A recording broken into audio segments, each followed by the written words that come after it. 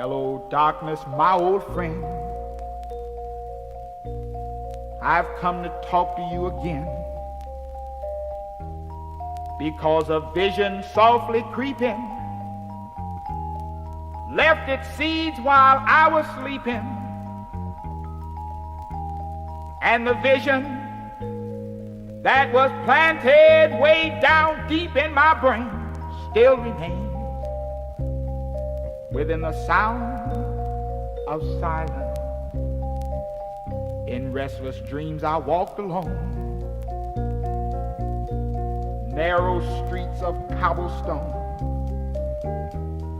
neath the halo of a street lamp.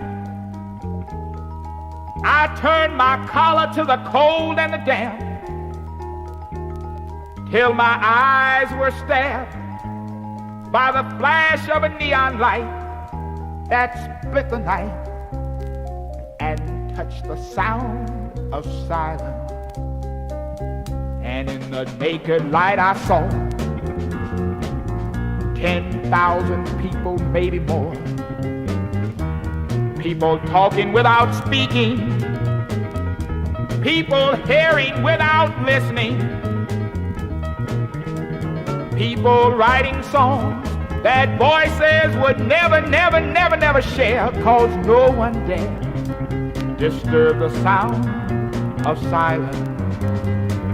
Fool, said I, you don't know. Silence like a cancer grows. Hear my words that I might teach you. Take my hand that I might reach you.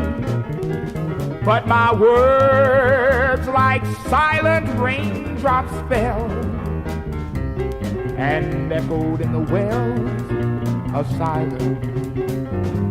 So the people bowed and prayed to a neon god they made, and the sign flashed out its warning in the words that it was forming.